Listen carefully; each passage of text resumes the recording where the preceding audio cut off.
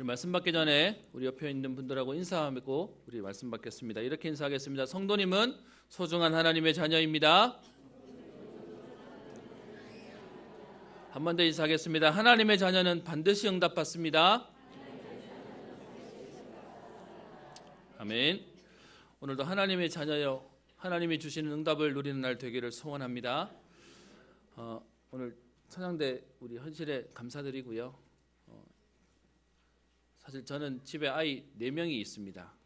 요즘은 좀 미안한 건 새벽에 나왔다가 애들이 잠들고 그러니까 저희 집에 꼬맹이들이 아빠가 왜 집에 안 오냐 그런답니다.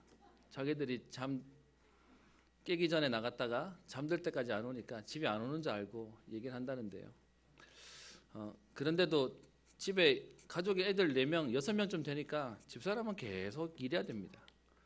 하물며 여러분 우리가 100명이 넘는 숫자가 와서 예배 드리는데요.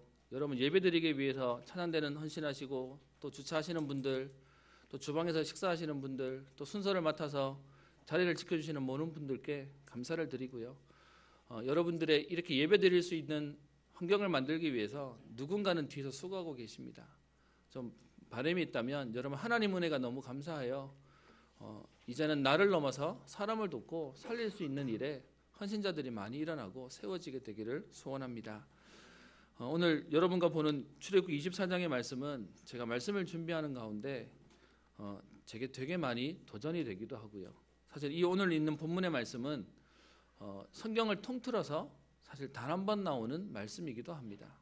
제목을 오늘 피로 언약을 맺으신 하나님이라는 제목으로 말씀을 나눌 텐데요. 오늘 제게 말씀을 준비하면서 주셨던 은혜가 여러분들에게도 동일하게 전달되어지고 누려지는 시간 되었으면 합니다. 하나님은 우리가 우리 힘으로 안 되는 줄 아시고 인간이 안 되는 문제를 해결하기 위해서 그리스도가 오셨습니다. 그래서 저와 여러분들은 안 되는 것 때문에요 무너질 이유가 없는 것이 안 되는 줄 아시고 그리스도가 오셔서 우리의 근본 문제를 해결하시겠다고 약속하신 것입니다. 그래서 이스라엘 백성들이 하나님의 백성임에도 불구하고 애굽의 노예로 430년 동안 노예 살이를 하게 되었습니다. 능력 있는 사람, 똑똑한 사람이 있었음에도 불구하고 빠져나올 수 없고 해결할 수 없는 문제 속에 있는 이스라엘에게 하나님께서는 모세를 통하여 하나님의 이적을 심부름하게 하시고 6월절의 어린 양을 통하여 출애굽의 역사를 주셨습니다. 여러분 모세가 지도자였지만 모세가 한 것이 아니고요. 하나님의 일을 심부름했습니다. 마찬가지로 저와 여러분들의 신앙생활은 모세처럼 우리가 뭔가를 하는 게 아니고요. 하나님이 하시는 일을 우리가 심부름하면 되는 것입니다. 그래서 이스라엘 백성들이 출애굽해서 출애굽기 19장에 보면 하나님이 3개월 만에 시내산에 이스라엘 백성들을 다 데리고 오십니다. 물론 데리고 오는 동안 불신앙도 하고요. 원망도 하고요. 핑계도 대고요. 돌아가자고 얘기하는 사람들도 있었음에도 불구하고 하나님은 이스라엘 백성들을 시내산으로 데리고 오십니다. 그리고 그 시내산에서 출애굽기 20장부터 하나님이 이스라엘 백성과 언약을 맺으시는 법규를 쭉 말씀하시는 장면을 지난주 23장 33절까지 보게 되었습니다. 조금 이렇게 구분을 해보면 한 10가지 정도의 법규를 만드셨음을 성경은 얘기하고 있습니다. 이렇게 법을 만들어 놓고는요. 오늘 24장에는 그 법을 놓고 맹세하고 소위 말하면 언약으로 의식을 치르는 장면이 나와 있습니다. 그래서 여러분들 성경에 그런 부분 있는지 모르겠는데요. 부제로서 언약 의식이라고 얘기하기도 합니다. 좀 다르게 말하면 A와 B가 갑과 을이 계약을 맺으면 쭉 항목들을 읽어보고 난 뒤에 마지막에 뭐하죠? 존식을 하지 않습니까? 마찬가지로 하나님이 이스라엘에게 주셨던 법규들에 대한 내용을 가지고 이제는 하나님이 이스라엘 백성과 언약 의식을 맺는 장면이 나옵니다. 그동안 하나님은 창세기 15장에도 보면요. 아브라함과 언약을 맺으시는 장면이 나옵니다. 그동안에 하나님이 맺으시는 언약은 개인과 맺으셨습니다. 아브라함과 맺으시고 이삭과 야곱과 요셉과 사람 개인에게 맺으시는데요. 오늘 24장 1절에 보면 하나님은 모세를 시작으로 해서 이스라엘 공동체와 언약을 맺으시게 됩니다. 그래서 1절에 모세에게 이르시되 너는 아론과 나답과 아비후와 이스라엘 장로 70명과 함께 여호와께로 올라와서 멀리서 경배하고라고 얘기합니다. 모세 개인과 맺었던 언약이지만 지금 시내산에서는 이스라엘 공동체 전체를 놓고 하나님이 언약을 맺으시겠다라고 대표로서 70명의 장로를 데리고 하나님께 나오라라고 얘기합니다. 그래서 백성은 제일 산 밑에 있고요. 70명의 장로님들과 함께 올라가는 것입니다. 여러분, 성경에 70이라고 하는 숫자는 여러 군데 쓰여졌는데 이런 상징수라는 말도 하지만 조금 여러분 이해하시려면 노아 홍수 이후에, 노아 방주 이후에 노아의 가족들이 흩어지는데 그때 70명이 흩어집니다.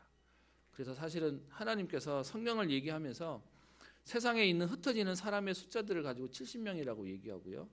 또 오늘 이스라엘에 200만 명이 되는 사람들 가운데 70명을 대표로 뽑으시는 것이 이스라엘의 대표로서의 온 백성과 민족을 상징하는 바입니다.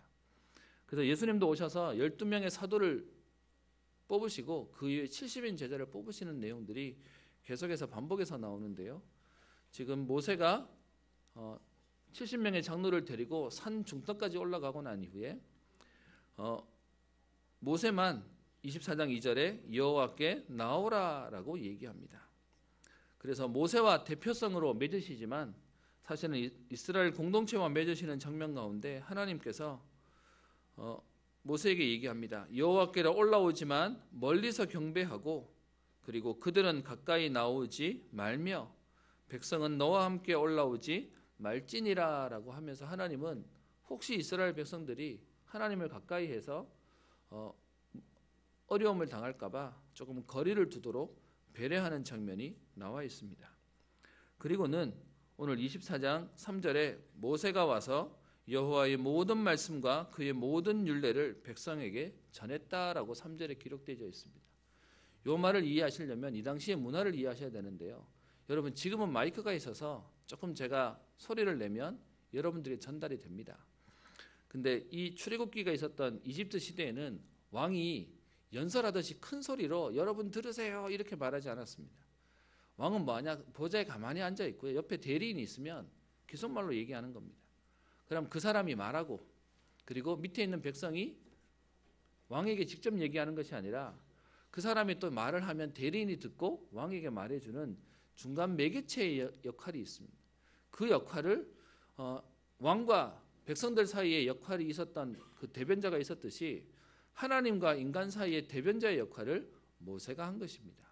그래서 모세가 하나님께 가까이 나와서 우리가 그동안 봤던 20장 1절부터 23장 33절까지의 그 귤에 대한 내용들을 쭉 듣고 난 뒤에 지금 모세가 이스라엘 백성에게 그 모든 말씀과 모든 율례를 백성에게 말로써 전달합니다. 그랬더니 그들이 한 소리로 응답하여 이르되 여호와께서 말씀하신 모든 것을 우리가 준행하겠습니다라고 해서 오늘 제가 있는 여러분 페이퍼에는 구전 언약이라고 얘기했는데 말과 말로써 언약을 맺는 겁니다. 하나님의 말씀으로 얘기하시고 이스라엘 백성의 말씀으로 우리가 그 말씀하신 모든 것대로 준행하겠습니다라고 해서 언약이 맺어지는 겁니다. 여러분, 보통 우리 약속 잡을 때 말로 얘기하고 말로 대답하고 그럼 약속이 잡힌 거지 않습니까? 근데 하나님은요, 지금 이 약속이 얼마나 중요하신지 언약을 한 번으로 끝내지 않으십니다. 3절에는 오늘 모든 말씀과 모든 율례를 백성에게 전했더니 백성들이 한 소리로 응답하여 준행하겠습니다라고 하는 언약이 맺어졌는데요. 뒤에 4절에 보시면 모세가 여호와의 모든 말씀을 듣고 왔지 않습니까? 들었던 이 말씀을 4절에 보면 기록하고라고 얘기하고 있습니다. 말로서 전달되었던 말이 그냥 지나가는 말이 아니라서요. 뭐 하는 거냐? 기록하는 것입니다. 많은 분들이 저희 교회로 오시면 놀라시는 분들이 계십니다. 저희 교회로 왔더니 다 뭔가를 적는다고요. 다른 교회를 다니시는 분들은 적는 문화가 익숙치 않기 때문에 저희 교회로 오시면 좀 낯설어 하시는 분위기도 있습니다. 듣는 것은 사실 5분 기억, 10분 기억밖에 안 남습니다. 그래서 기록하는 겁니다. 기록 안 해도 되냐? 상관없습니다. 그런데 중요한 하나님의 말씀이라고 생각하니까 우리가 기록하고 그리고 기도하는 것입니다. 마찬가지로 모세가 지금 말씀으로 말로 언약을 맺었는데 그 하나님 하신 말씀을 4절에 기록하고 그 기록해 놓은 말씀을 가지고 지금 오늘 7절에 보시면 언약서를 가져다가라고 얘기하고 있습니다. 그 기록해 놓은 책을 말하는 거죠. 그 기록서에 언약서를 기록해 놓고 기록해 놓은 것을 다시 백성에게 낭독합니다. 여러분 쉽게 생각하시면 계약서 생각하시면 됩니다. 말로 했던 걸 계약서 문서로 만들어 놓고는요. 또 뭐 하는 거냐 하면 그 문서에 있는 계약의 내용들을 다시금 확인하는 장면을 얘기하고 있습니다. 기록해 놓고 7절에 언약서를 가져다가 백성에게 낭독하여 듣게 하니 그들이 이르되 여호와의 모든 말씀을 우리가 준행하리이다. 말로 들었고 들었던 말씀이 기록되어져서 다시금 확인하는 가운데 우리가 그 말씀대로 살겠습니다. 하나님 말씀 안에서 살겠습니다. 말씀 따라가겠습니다. 라고 고백하고 있는 것입니다. 그래서 지금 언약을 구전으로 말로 체결하고요. 두 번째는 책으로 글로 써서 또 언약을 맺는 장면이 나와 있습니다. 그런데요, 하나님께서는 이것으로도 부족하셨는지 또 하나의 언약을 맺으시는 장면이 나옵니다. 그게 오늘 4절에 보시면 나오는데요. 이렇게 말씀을 기록해 놓고 난 이후에 모세가 산에서 내려와서 이른 아침에 산 아래 제단을 쌓고 이스라엘의 12지파대로 12기둥을 세웁니다.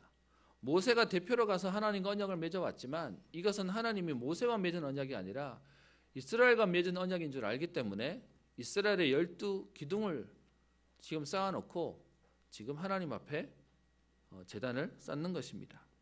그래 놓고는요 5절에 이스라엘 자손의 청년들을 보내어 여호와께 서로 번제와 화목제를 드리게 하고라고 얘기합니다. 이 당시의 제사는 짐승을 잡아서 짐승의 피는 받고 짐승에 있는 가죽은 벗기고 또 그 고기는 태워서 바치기도 하고 또 백성들이 먹기도 했던 그런 제사 방법이었습니다. 그러니까 힘을 써야 되는 일이다 보니까 오늘 보시면 5절에 이스라엘의 자손의 청년들을 보내었다라고 얘기합니다. 제가 이 본문을 보는데 그런 생각이 들었습니다. 우리도 가지고 있는 생각이 뭐냐 하면 일할 사람이 필요하면 청년들 불러야 돼라고 생각하고 청년들을 시킵니다.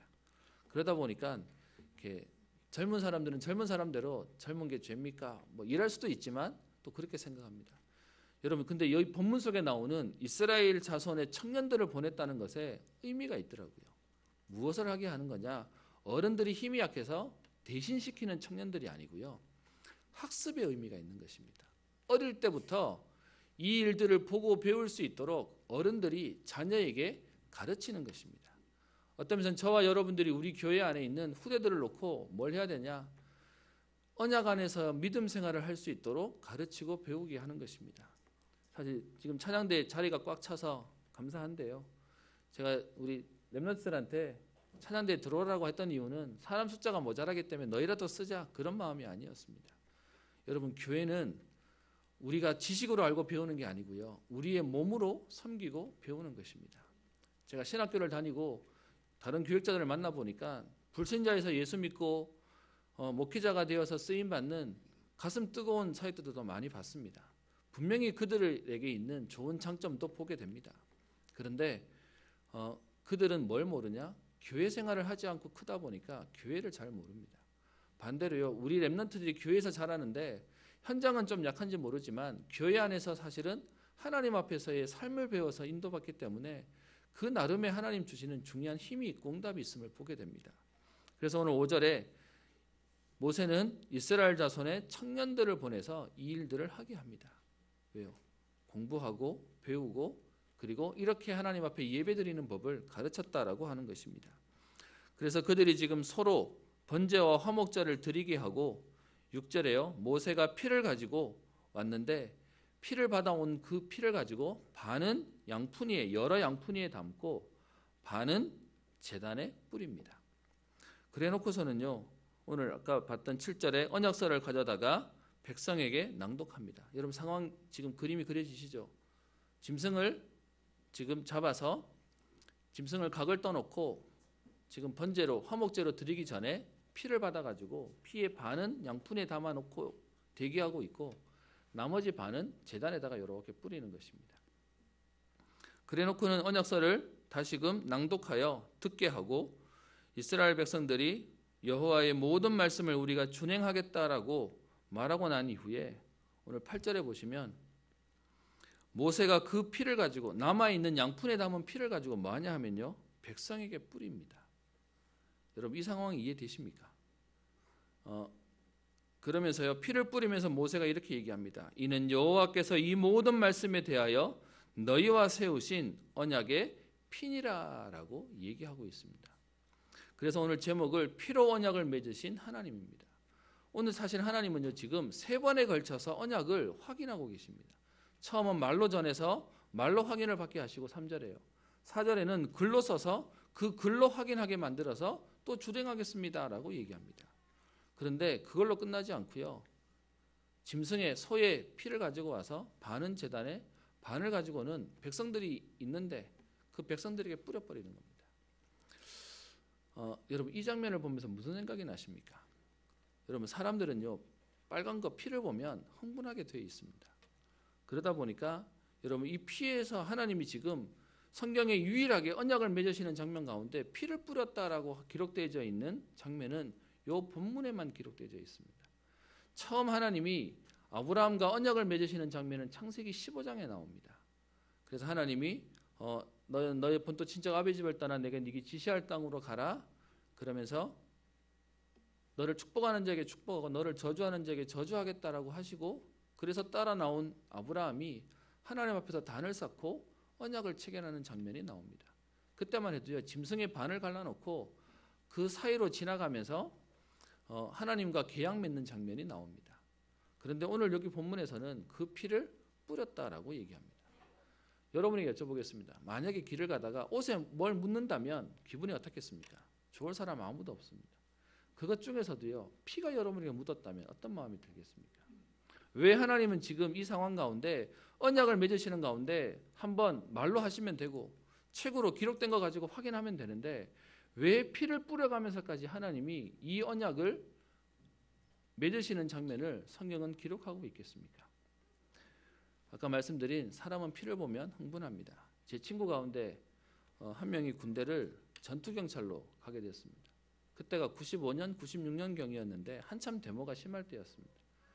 그러다 보니까 서울 지역에서 이 친구가 군생활을 하는 가운데 데모 막으러 가면 여러분 아시지 않습니까? 그 청년들이 무슨 사실 죄가 있는 게 아닌데 하다 보니까 이렇게 막 이렇게 다툼이 벌어졌답니다.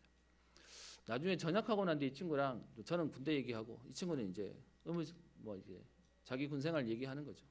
남자들이 모이면 약간 그런 거 있습니다. 서로 내가 더 힘들었다고, 내가 더 빡신 데서 왔다고 얘기를 합니다. 근데 이 친구는요, 다른 얘기 안 하고 자기 마지막에 군생활이 너무 힘들었다는 겁니다. 이유가 뭐냐라고 물었더니 데모 막으러 나갔다가 자기의 동료 한 명이 죽었답니다. 그 상황이 이렇게 하다 보니까 다쳤다는 겁니다. 여러분 그러고 나니까 그 같이 있는 동료들이 이제 소위 말하면 눈이 돌아가는 겁니다. 그러면 다음에 데모 막으러 가서는 막는 게 아니고요, 싸워버리는 겁니다. 그러니까 그 일이 한번 생기니까 본인이 그때 마침 제일 위에 고참으로 있어서 전체를 통솔해야 되는데 그것 때문에 마지막에 군생활이 너무 힘들었다는 얘기를 들었습니다. 여러분 사람은 피라는 것들에 대해서 굉장한 의미 부여를 하고 그것 때문에 기억나는 게 있습니다. 제가 군대에서도 같이 군생활하는 우리 옆에 전우들을 보면서요, 전쟁에 나면 정말 우리가 생명하고 뛸 수 있을까라는 생각도 했습니다. 근데 그때 같이 있던 우리 지휘관님이 그런 얘기 하시더라고요. 지금은 안 되는데 전쟁터에 가서 내 옆에 동료가 피를 흘리고 있는 걸 보면, 총 맞아서 죽는 걸 보면 그때는 사람이 다 하게 돼 있어 라고 얘기를 합니다. 하나님께서 지금 의도적으로요, 언약을 맺으시는 가운데 그들에게 각인되고 뿌리 되고 체질될 수 있을 만큼 그들에게 기억에 잊지 않을 만큼 하나님은 어떤 면에서는 자신이 있으셨던 겁니다. 하나님의 약속은 변개치 않으시고 영원하다고 하는 그 약속을 하나님이 말씀하시고 이루시기 위해서 오늘 언약을 이루시는 이 장면 가운데 하나님은 말로, 구전으로, 또 책으로, 그리고 그 이후에는 피를 뿌림으로 인한 그 사건을 통해서 이스라엘 백성에게 너희는 언약의 백성이야, 하나님과 언약을 맺은 하나님의 자녀야 라는 부분들을 설명하고 계시는 것입니다. 여러분 이 피 뿌리는 내용이 성경의 기록에 많이 나와 있습니다. 우리가 얘기하는 그냥 예수님의 십자가에 흘리신 보혈의 피라고 얘기하는데요, 성경에서는 그 보혈의 피에 대한 부분들을 자세히 설명하고 있습니다. 우리가 조금 봤으면 좋겠는데요. 레위기 17장 11절에 보면 이렇게 되어 있습니다. 육체의 생명은 피에 있음이라. 내가 이 피를 너희에게 주어 제단에 뿌려 너희의 생명을 위하여 속죄하게 하였나니 생명이 피에 있으므로 피가 죄를 속죄하느니라 라고 얘기합니다. 그래서 구약에서는 짐승을 대신 잡았던 이유가 우리가 죄인이기 때문에 우리가 죽어야 되는데요. 우리의 죄를 짐승에게 전가하고 내가 죽어야 되는데 이 짐승이 대신 죽음으로 말미암아 우리를 사하여 주십시오라고 하는 의미의 제사를 지냈습니다. 성경은 생명이 피에 있다라고 얘기합니다. 사실 지금도 의학자들은요, 의술이 발전했음에도 불구하고 생명이 정확히 어디에 있는지를 설명을 못합니다. 피가 없어도 사람은 죽습니다. 수분이 부족해도 죽습니다. 호흡이 끊겨도 죽습니다. 최근에 장례를 치르는 일들이 좀 생겨서 봤더니 심장은 뛰고 있는데 호흡이 멈춰서 돌아가시는 분들도 뵙게 됩니다. 사실 아직도 의학적으로는 죽음이라고 하는 부분에 정확히 어디에 가장 포인트가 있는지를 설명을 못하고 있습니다. 그런데 성경은 얘기하기를 생명은 피에 있다라고 얘기합니다. 저는 그런 생각 듭니다. 아직은 의술과 과학이 발전하지 못했기 때문에 설명을 하지 못하는 거지만 제가 아는 한 분, 지금 서울대 교수님으로 계시는 분은 하나님이 만들어 놓으신 창조 외에 인간이 발견하는 모든 것은 발명이 아니고 발견하는 것이다. 그래서 하나님이 숨겨놓은 것이다 라고 얘기해서 자기는 그래서 일하기 전에 하나님의 지혜를 구한다, 성령 충만을 구한다라고 하는데요. 혹시 바이오에 관련된 분 계시면 저는 분명히 이 말씀이 하나님 말씀이 맞다면 의미가 있다라고 생각합니다. 그래서 그 피를 받아서 피를 뿌림으로 인해서 생명에 대한 부분을 속죄하기도 하고 그리고 구속하기도 하고 살리기도 하는 내용들을 설명하고 있습니다. 그래서 예수님께서 우리를 위하여 피를 흘리셨다는 그 말은 우리의 죄를 구속하는 피가 되었음을 얘기합니다. 히브리서 9장 22절에 얘기합니다. 모든 물건이 피로써 정결하게 되나니 피 흘림이 없은즉 사함이 없느니라 라고 설명합니다. 그래서 그리스도께서 우리의 죄를 사하기 위해서 십자가상에서 피를 다 흘리신 것입니다. 그 그리스도께서 피 흘리심으로 말미암아 우리의 모든 운명과 저주가 해방되어지는 축복을 누리게 된 것입니다. 그게 예수님의 보혈의 능력입니다. 여러분 아시는 이스라엘 백성이 출애굽할 때요, 자기 집 문 설주에 문 인방에 6월절의 어린 양의 피를 발랐습니다. 그 피 바른 그 사건이 사실은 여러분 피 특유의 냄새가 있고요. 여러분 그 피를 보면 아무도 기억하는 사람이 기분이 좋은 사람은 없을 겁니다. 여러분 아시는 우리 젊은 애들은 아침에 학교 갔다가 오는 길에 피 보면 얘기합니다. 하루 종일 오늘 피 봤다면서요. 오늘 일진이 안 좋다면서. 그게 사람들이 생각하는 피에 대한 기분과 가지고 있는 정서입니다. 근데 하나님께서 지금 이 피를 통해서 무엇을 얘기하냐? 잊지 못할 변하지 않는 하나님의 약속을 설명하고 계시는 겁니다. 그래서 그 피를 통하여 우리의 죄를 구속하시고 그리고 이사야 53장 5절에는 우리의 죄를 대신하여 흘리신 그 피가 우리를 용서하는 응답의 피로 얘기하고 있습니다. 그가 찔림은 우리의 허물 때문이요 그가 상함은 우리의 죄악 때문이라. 그가 징계를 받음으로 우리는 평화를 누리고 그가 채찍에 맞음으로 우리는 나음을 입었도다라고 얘기하고 있습니다. 여러분 그래서 피는 사실 기분 좋은 단어가 아니지만 그리스도의 피, 보혈의 피로 인하여 저와 여러분들에게 하나님은 새 생명을 허락하신 것입니다. 그래서 우리가 고백하고 찬양할 때 그리스도의 피, 보혈의 피를 찬송하고 우리가 영광 돌리는 것입니다. 그리고요 우리를 구속하고 우리를 용서하는 보혈 정도가 아니고요. 로마서 5장 8절 9절에는 이렇게 얘기하고 있습니다. 우리가 아직 죄인 되었을 때에 그리스도께서 우리를 위하여 죽으심으로 하나님께서 우리에 대한 자기의 사랑을 확증하셨느니라. 그러면 이제 우리가 그의 피로 말미암아 의롭다 하심을 받았으니 더욱 그로 말미암아 진노하심에서 구원을 받을 것이니라고 얘기합니다. 여러분 우리의 사함을 위해서요 짐승을 죽여야 됩니다. 그 짐승의 피를 받습니다. 여러분 그 짐승이 죽을 때 그냥 탁 죽어버리겠습니까? 사실은 죽지 않으려고 몸부림도 치고요. 마지막 여러분 우리가 닭을 잡아도요 다 비명소리라고 하는 게 우리가 알고 있는데, 그런 짐승을 잡을 때 그 비참함을 보면서 우리 성도로 하여금 느끼게 하는 게 뭡니까? 우리가 저렇게 죽어야 되는데, 우리가 저렇게 비참하게 죽어야 될 인생인데, 그런데 저 짐승이 대신 죽음으로 하나님 우리를 치유하셨구나, 우리를 살리셨구나에 대한 감사가 회복되도록요. 그래서 그리스도께서 십자가에서 처절하게 피 흘리심으로 말미암아 우리를 구속하시고 우리를 용서하시고, 오늘 로마서 5장 9절에는 그 피로 말미암아 우리를 의롭다 하시는 축복을 누리도록 만드셨다는 것입니다. 그래서 그 피로 말미암아 우리를 진노하시면서 구원받는 신분으로 하나님은 허락하셨다는 것을 말씀하고 있습니다. 여러분, 아침부터 피 얘기해서 별로 기분 안 좋으시죠? 운전하고 가시는 분들은 아침에 나갈 때 그 짐승이 도로에서 이렇게 치인 거 보면 불신자들 그러더라고요. 오늘 하루 종일 재수 없을 거라고. 그게 사람들이 가지고 있는 현장의 모습입니다. 그런데 하나님께서는요, 그 그리스도의 피로 말미암아 우리의 인생의 과거와 현재와 미래와 영원의 모든 문제를 해결하셨다라고 말씀하고 계십니다. 그래서 오늘 예배드리는 저와 여러분들이요, 그리스도께서 피로 언약을 맺으셔서 우리에게 약속하시는 바가 있습니다. 우리는 오늘 그 언약을 붙잡아야 되겠습니다. 하나님이 우리에게 주시는 약속이 뭡니까? 모든 인간은 하나님 떠나서 운명과 저주와 재앙 가운데 살아야 됩니다. 그것을 가지고 불신자 6가지 상태라고 얘기하고요, 12가지 저주라고 얘기합니다.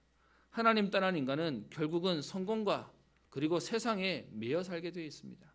결국은 나라고 하는 한계를 넘어서지 못해서 죽게 되어 있습니다. 여러분, 세상에서 제일 강한 사람은요, 힘이 있고 돈이 많은 사람이 아닙니다. 어떤 면에서는 죽기 살기로 덤비면, 내가 없어지면 그 사람은 이길 수 없는 것입니다. 세상은요, 결국 나라고 하는 문제 속에 걸려 있게 되고요, 결국 그것 때문에 우상과 점술과 미신 가운데, 무속 가운데 잡혀 있는 것이 현장의 모습입니다. 그래서 인간은 하나님 따라서요, 그의 인생 자체가 운명 가운데 사단에게 완전히 잡혀 있는 인생이 되는 겁니다. 그래서요, 뭘 해도 안 되는 겁니다. 묶여 있고 잡혀 있는 인생이기에 돈을 벌어도요 해결이 안 되고요, 성공해도 해결이 안 되고요, 가족을 만나봤는데도 내 인생이 풀리지 않는 것입니다. 인간이 이 문제를 해결해 보기 위해서 가지는 것이 뭡니까? 그러면 종교를 가져보면 되겠다라고 해서 우상을, 뭔가를 믿게 되는 것입니다. 하나님 떠나서 문제가 온 인간은 하나님 만나야 됩니다. 근데 하나님 아닌 다른 종교를, 다른 우상을 찾으니까 더 문제 속에 오는 것입니다. 여러분, 잘 기억하셔야 됩니다. 우상 숭배는요, 우리에게 다른 것에 매이게 하기 때문에 우리를 완전히 무너뜨리는 것입니다. 그것 때문에 결국은 망하게 되게 만드는 것이라서요, 성경은 얘기하기를 하나님 떠난 인간이 결국은 하나님 우상을 섬길 수밖에 없는 마귀 자녀요, 그 결과 우상을 섬기게 되고 그것 때문에 정신 문제, 육신 문제 해결하지 못한다라고 얘기합니다. 돈은 있는 것 같은데, 성공은 한 것 같은데, 내 마음은, 내 생각은 더 피폐해지는 것입니다. 여러분, 정신 문제가 뭡니까? 내 마음과 생각이 따로 노는 겁니다. 내 마음이 내 마음대로 안 되는 것입니다. 그래서 완전히 잡혀버리는 겁니다. 여러분, 세상에 정신병원에 들어가면 해결되는 것처럼 보이지만 사실은 정신병원에 들어가지 않는 현장의 문제가 훨씬 더 많습니다. 제가 아는 한 분은 본인이 대구에 있다가 서울에 간 사람이었습니다. 제가 대구에서 온 교역자라고 얘기를 했더니 본인이 하나교회를 좀 다녔다라고 얘기를 하더라고요. 그러면서 본인이 미용 기술이 있어서 조금 이렇게 사람들하고 미용해서 돈도 좀 벌었답니다. 지금은 몸이 아파서 쉬고 있는데, 벌어놓은 게 좀 있어서 지금 뭐 몇 년째 쉬고 있는데 괜찮답니다. 혼자 살고 계신 여자분이셨습니다. 근데 집에서 신방을 해달라고 해서 이분 집에 가서 신방을 하는데요, 이분이 하는 내용이 자기가 혼자 살아서 그런지 자꾸 자기 집에 누가 온다는 겁니다. 그래가지고 누가 옵니까? 라고 했더니 모르겠다는 겁니다. 나갔다가 들어오면 집에 누가 들어와 있다는 겁니다. 봤습니까? 본 적이 없다는 겁니다. 그래서 오면 집을 이렇게 자꾸 누가 오는 것 때문에 불안하다는 겁니다. 아니나 다를까 가서 이렇게 시금 장치, 잠금 장치를 봤더니 이렇게 드라이버로 막 이렇게 쑤신 흔적들이 좀 있기는 해요. 그래서 많이 불안하시면 아파트에 살고 계신 분이니까 경비한테도 얘기를 하고 경찰한테도 얘기를 하시죠라고 얘기했더니 경찰도 몇 번 왔다 갔대요. 그런데 자기가 계속 요청하니까 경찰도 더 이상 신경도 안 쓰고 자기를 이상한 사람 취급한다는 겁니다. 그래서 요즘은 더 힘들대요. 왜냐, 그 사람이 그냥 왔다 가는 게 아니라 자기 집 냉장고에다가 뭘 넣는지 음식 맛이 다 변해버렸대요. 그래가지고 음식을 못 먹겠다는 겁니다. 그래서 요쯤 얘기를 들으니까 뭔 말인지 알겠어요. 여러분, 이 사람은 어떤 사람인지 이해되십니까? 누가 왔다 가는 게 아니고요, 자기 생각 속에서 시달리는 겁니다. 그러니까 누가 자꾸 온다는 이 불안감과, 그리고 심지어는 지금 집에 있는 본인이 만들어 놓은 음식인데요, 귀신한테 잡히니까 음식 맛도 달라지는 겁니다. 근데 그걸 누가 와서 음식에다가 뭘 뿌려 놓는다고 얘기하는 겁니다. 조금 대화해 보니까 사람들이 다 이상한 취급을 하게 생겼어요. 근데 문제는 뭐냐, 대화하기 전에 그냥 쳐다보면 똑같이 생겼습니다. 저는 현장에 사람을 만나고 사역을 해보면서요, 너무 많습니다, 여러분. 그게 현장에 하나님 떠난 인간의 모습입니다. 사람들은 얘기합니다. 죽어서 지옥 간다고 얘기하는데요, 아니요, 지옥 같은 인생을 살다가 죽어서 지옥 가는 것입니다. 그래서 지금 하나님을 만나야 되는 이유가 뭐냐, 이 땅에서 하나님 만나는 천국의 비밀을 누리다가 천국 가는 것입니다. 그래서 하나님은 우리 인간에게요, 약속하고 계시는 겁니다. 너와 언약을 맺겠다. 너희 가정과 후대에게 하나님이 언약을 맺으시겠다라고 약속하시는 것입니다. 그것도 한 번이 아니고 두 번, 세 번에 걸쳐서 피로 하나님이 언약을 맺으시면서 변하지 않는 하나님의 약속을 말씀하고 계시는 것입니다. 그러면 이 보혈의 피로 말미암아 하나님 주신 응답이 뭡니까? 오늘 9절에 보십시오. 모세와 아론과 나답과 아비후와 이스라엘 장로 70인이 올라가서 이스라엘의 하나님을 보니라고 되어 있습니다. 여러분, 이스라엘 백성들, 그 당시의 인간은 하나님을 뵐 수가 없습니다. 그 가운데 특별히 대표자로 뽑힌 모세만 하나님을 뵐 수 있도록 만들었는데요, 지금 피를 뿌리고 그 피를 덮어 쓴 70인 장로가 뭐 할 수 있습니까? 하나님을 뵐 수 있습니다. 무슨 말입니까? 우리에게 있는 운명과 저주를 해결하는 그리스도의 보혈로 말미암아 하나님 만나는 길이 열렸다고 얘기하는 것입니다. 그래서 그 하나님을 보니 그의 발 아래에는 청옥을 편듯하고 하늘같이 청명하더라라고 얘기합니다. 하나님 나라를 체험하고 하나님을 보게 된 것입니다. 오늘도 저와 여러분들에게 하나님이 왜 이 피로 언약을 맺으시냐? 우리의 모든 운명과 저주를 해결하시겠다는 것입니다. 우리에게 있는 모든 고통을 해결하시겠다고 약속하시는 것입니다. 그리고는요, 11절에 하나님이 이들에 대해서 설명하는 말이 있습니다. 하나님이 이스라엘 자손들의 어떤 자들이요? 존귀한 자들이라고요. 무슨 말입니까? 피 언약을, 이 피 뿌림을 받은 자를 성경은 얘기하기를 존귀한 자다라고 얘기합니다. 분명히 똑같은 사람이었는데, 여전히 불신앙하고 여전히 불평하고 여전히 하나님 안 믿는 사람이었는데, 그런데요, 이 피 뿌림으로 말미암아 그리스도의 보혈에 담겨진 사람이 오늘 성경은 얘기하기를 존귀한 자다. 그랬더니 성경은 얘기합니다. 하나님이 그들에게 손을 대지 아니하셨다라고 얘기합니다. 그게요, 하나님 자녀의 축복입니다. 하나님 자녀가 누리는 응답입니다. 그뿐만 아니고요, 뒤에요, 그들은 하나님을 뵙고, 이것도 감사한데요, 뒤에 뭐 있습니까? 먹고 마셨더라라고 되어 있습니다. 여러분, 이거 보면 제사도요, 뭔가 아는 사람들이 한 것 같아요. 제사 지내놓고 난 뒤에 귀신 먹으라고 해놓고 난 뒤에 뭐 하죠? 그 음식 가지고 와서 먹어요. 그게 뭐냐 하면 그들의 문화 속에 그게 언약을 맺는 장면입니다. 그러면 지금 이스라엘 백성은 하나님과 뭐 하는 거죠? 피의 의식을 맺어놓고, 피 언약을 맺어놓고 난 뒤에 그 잡았던 그 음식을 가지고 뭐 하는 거죠? 하나님 앞에서 먹고 마시는 잔치가 벌어진 겁니다. 그래서 여러분, 예수님이 오셔서 실제로 죄인들의 집에 가서 뭐 하셨죠? 만찬을 즐기시고 잔치를 벌이셨습니다. 그러면서 하시는 말씀이 저 하늘나라에 천국잔치가 벌어졌는데 그 천국잔치의 모형으로 지금 예수님과 죄인들이 함께 식사를 하고 교제를 나누는 그 응답을 말씀하고 계시는 것입니다. 그래서 여러분, 교회에서 말씀 듣고 집에 가실 때 식사하고 가시는 건 하나님과 언약을 맺는 겁니다. 마음껏 여러분 드시고 여러분 기쁜 마음으로 포럼하시고 그렇게 돌아가시면 됩니다. 오늘 말씀을 정리하려고 합니다.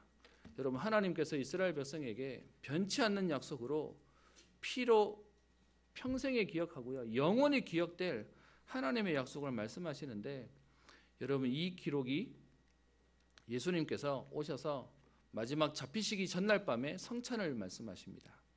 여러분 그 성찬에 대한 내용이 고린도전서 11장 23절부터 26절에 있는데 많은 분들이 성찬의 의미를 잘 모르십니다. 여기 보면 이렇게 되어 있습니다.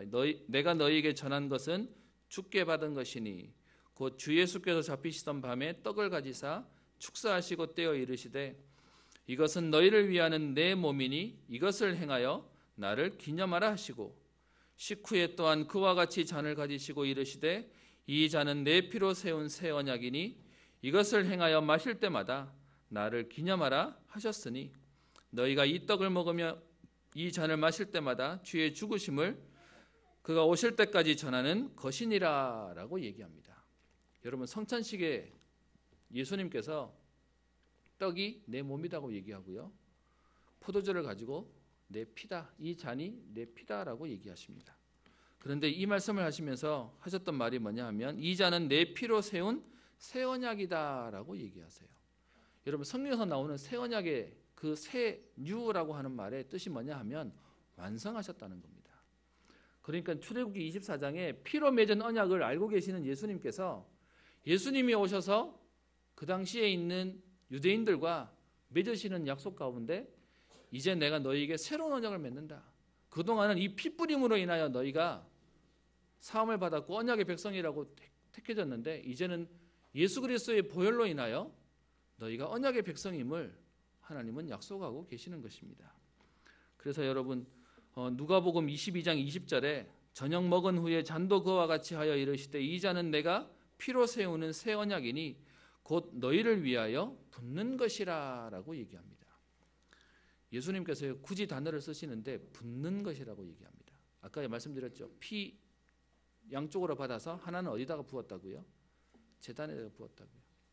그래서 예수님께서요 누가복음에서는 붓는 피다라고 얘기하고 있고요. 마태복음 26장 28절에서는 보면 이것은 죄사함을 얻게 하려고 많은 사람을 위하여 흘리는 바 나의 피 곧 언약의 피니라라고 얘기합니다. 여러분 그래서 예수님께서 오셔서 십자가에 흘려 돌아가신 건 우리가 고통스럽고 안 됐다 또 안타깝다 그 정도가 아니고요. 하나님의 언약의 그 성취의 완성으로서의 예수님께서 십자가에서 피 흘리신 것입니다. 그 그리스도의 피 흘리심으로 말미암아 우리에게 영원한 구원과 구속의 축복을 허락하신 것입니다. 히브리서 11장 28절에 얘기합니다. 믿음으로 유월절과 피 뿌리는 예식을 정하였으니라고 얘기합니다. 여러분 피를 뿌리지 않았어요. 출애굽기 24장을 제외하고는 피를 발랐다고 얘기하고 있고 그냥 피를 부었다라고 얘기하는데 성경에 피 뿌리는 예식이라고 말하는 이 히브리서 기자는 뭘 알고 있었냐? 출애굽기 24장에 나오는 이 언약이 무엇임을 알고 있는 사람이 기록한 것입니다.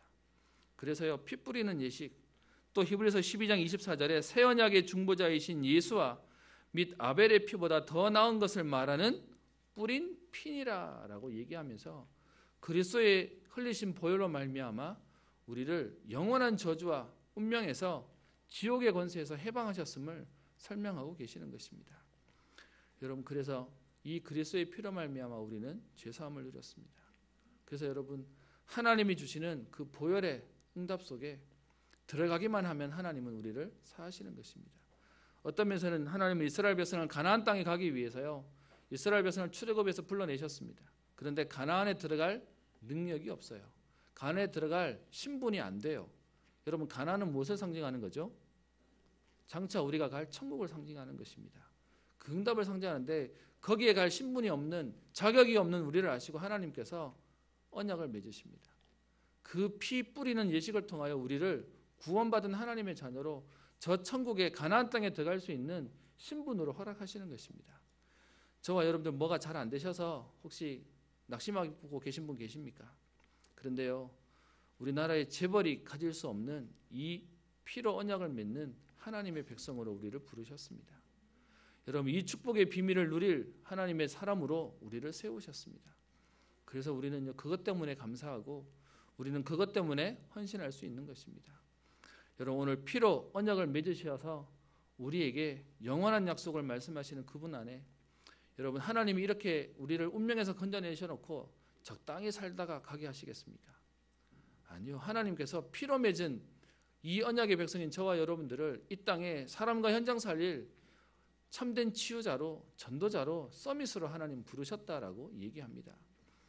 여러분 엄마 아빠가 자녀를 사랑합니다. 그런데 제가 옆에서 보니까요, 아빠의 사랑하고 엄마의 사랑하고 많이 다른 것 같습니다.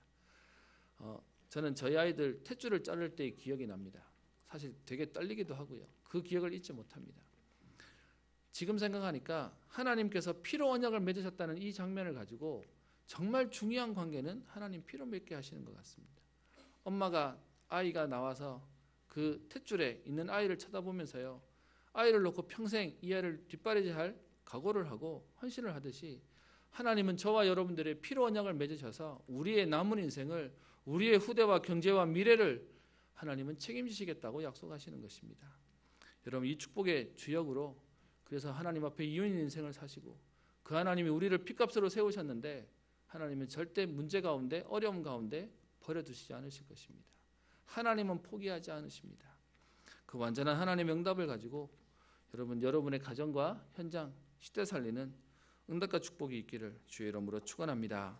기도합니다. 살아계신 하나님 아버지, 이스라엘 백성을 노예 가운데서, 포로 가운데서 해방시키시며 불신앙과 불평하는 이스라엘 백성들에게 그것과 괴이치 않으시고 시내산에서 하나님의 규례를 말씀하시며 그리고 그 규례대로 하나님께서 성실히 이행하시며 신실하게 이루실 것을 약속하는 오늘 피의 언약을 맺는 장면을 말씀을 통해 확인하게 됩니다. 하나님, 우리의 각인 속에, 뿌리 속에, 체질 속에 하나님의 언약이 담기게 하여 주옵소서. 그리스도의 보혈의 피로 말미암아 우리를 살리시며 해방시키신 그 응답으로 그래서 복음 때문에 완전하며 충분하며 참된 행복과 힘을 얻는 걸음 되게 하여 주옵시며 겸손하지만 당당하며 세상을 살리는 전도자의 걸음으로 믿음의 도전과 결단이 되어지게 하옵소서. 혹 하나님, 어려운 문제 속에, 일들 속에, 사건 속에 있는 분들이 있습니까? 피로 맺은 하나님의 사람이기에 하나님께서 해결하시는 그 언약을 붙잡고 믿음으로 도전하며 기도할 힘을 얻게 하여 주옵시며 하나님의 응답을 가진 증인으로 현장에 서게 하옵소서. 응답 주실 주님을 찬양하며 살아계신 우리 주 예수님 이름으로 기도합니다.